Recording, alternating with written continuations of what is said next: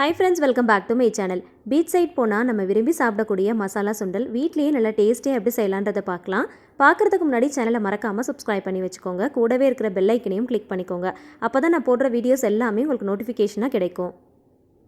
இதை செய்யறதுக்கு பச்சை பட்டாணி பயிறு சுண்டல்னு சொல்லி கடைகளில் கிடைக்கும். அதை வாங்கி வச்சுக்கோங்க. அது உங்களுக்கு எந்த அளவுக்கு தேவையோ அந்த அளவுக்கு ஊற வச்சுக்கோங்க. நான் ஒரு சின்ன கப்பில் 1 கப் அளவுக்கு ஊற வச்சுருக்கிறேன். கரெக்டாக ஒரு 8 மணி நேரம் ஊற வச்சுக்கோங்க. அதை நல்லா சுத்தமாக வாஷ் பண்ணிவிட்டு ப்ரெஷர் குக்கரில் சேர்த்துக்கலாம். இது மூழ்கிற அளவுக்கு கொஞ்சமாக தண்ணி ஊற்றிக்கலாம். தேவையான அளவுக்கு கொஞ்சமாக உப்பும் சேர்த்துக்கலாம். ப்ரெஷர் குக்கரை மூடி போட்டு கரெக்டாக ஒரு 6லேருந்து 7 விசில் வரைக்கும் வச்சு எடுத்துக்கோங்க. நல்லா மசிய வெந்து வரணும். இந்த சுண்டலுக்கு தேவையான ஒரு மசாலா ரெடி பண்ணிக்கலாம். அதுக்கு மிக்ஸி ஜாரில் ஒரு பெரிய வெங்காயம், ஒரு பெரிய தக்காளியை பொடியாக நறுக்கிட்டு சேர்த்துருக்கிறேன். ஒரு கைப்பிடி கொத்தமல்லி தலை, காரத்துக்கு ஏற்றா போல் பச்சை மிளகாய் சேர்த்துக்கோங்க. கொஞ்சமாக கருவேப்பிலை கொத்தும் சேர்த்துக்கலாம். கொஞ்சம் கூட தண்ணி சேர்க்காமல் நல்லா நைஸாக அரைச்சி எடுத்துகிட்டு வந்துடலாம். சுண்டலுக்கு இந்த மசாலா ரொம்பவே முக்கியம். இது ஒரு ஓரமாக இருக்கட்டும். ப்ரெஷர் குக்கரில் விசிலெல்லாம் அடங்கினதுக்கப்புறம் ப்ரெஷர் எல்லாம் ரிலீஸ் ஆனதுக்கப்புறமா ஓப்பன் பண்ணி பார்க்கலாம். இதில் இருக்கிற இந்த தண்ணியை மட்டும் தனியாக ஒரு பவுலில் வடித்து எடுத்துக்கோங்க. இந்த தண்ணியை கீழே ஊற்றிட வேண்டாம். இந்த மசாலா சுண்டல் செய்கிறதுக்கு இந்த தண்ணியையே நம்ம யூஸ் பண்ணிக்க போகிறோம்.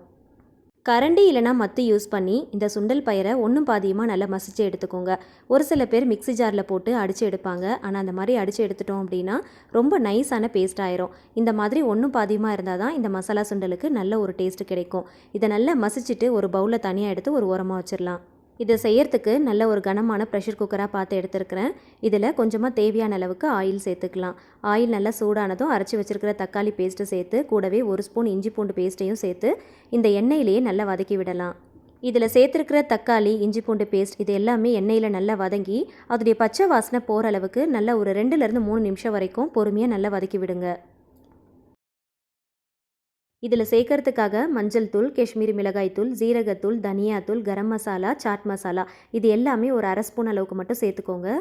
எல்லா மசாலாவையும் சேர்த்துட்டு எண்ணெயிலேயே நல்லா வதக்கும் போது நல்ல ஒரு கலர் கிடைக்கும். மசாலாவுடைய பச்சை வாசனை போகிற அளவுக்கு பொறுமையாக நல்லா வதக்கி விடுங்க.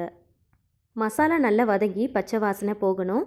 எண்ணெய் நல்லா பிரிஞ்சு வர அளவுக்கு நல்லா வதக்கணும். அந்த அளவுக்கு ஒரு 2லேருந்து 3 நிமிஷம் வரைக்கும் பொறுமையாக நல்லா வதக்கி விடுங்க. வேக வச்சு மசிச்சு வச்சுருக்கிற சுண்டல் பயிரை இது கூட சேர்த்துக்கலாம். இதிலேருந்து வடித்து எடுத்து அந்த தண்ணியையும் இது கூட சேர்த்துக்கலாம். சேர்த்துட்டு இந்த சுண்டல் பயிரை நல்லா இந்த மசாலாவோடு சேர்த்து நல்லா கலந்து விடுங்க. சுண்டல் பயிரை வேக வச்சுட்டு அந்த தண்ணியோடு சேர்த்து மசித்தோம் அப்படின்னா அந்தளவுக்கு நமக்கு மசிக்க வராது. அதனால் தண்ணியை தனியாக வடிச்சிட்டு அதுக்கப்புறம் மசித்தோம் அப்படின்னா ரொம்ப ஈஸியாக மசிச்சிடலாம். சுண்டல் பயிரை மசாலாவோடு சேர்த்து நல்லா மிக்ஸ் பண்ணி விட்டுட்டு உப்பு காரம்லாம் கரெக்டாக இருக்கான்னு செக் பண்ணி பாருங்கள். தேவைப்பட்டால் கொஞ்சமாக சேர்த்துக்கோங்க. எனக்கு சால்ட்டு பத்தலை, அதனால் நான் கொஞ்சமாக சேர்த்துருக்கிறேன். மூடி போட்டு ஒரு 10 நிமிஷத்துக்கு சிம் டு மீடியம் ஃப்ளேமில் நல்லா கொதிக்க விடுங்க. நல்லா கொதித்து எண்ணெயெல்லாம் நல்லா பிரிஞ்சு வர ஆரம்பிக்கும். ஓரளவுக்கு திக்காகி வந்ததும் ஓப்பன் பேன்லேயே வச்சு ஒரு 5 நிமிஷத்துக்கு கைவிடாமல் கலந்து விடுங்க. இந்த மாதிரி கொஞ்சம் செமி சாலிடாக இருந்துச்சு அப்படின்னா சாப்பிட்றதுக்கு நல்லாயிருக்கும். ஸ்டவ் ஆஃப் பண்ணிவிட்டு சர்வ் பண்ணிக்கலாம்.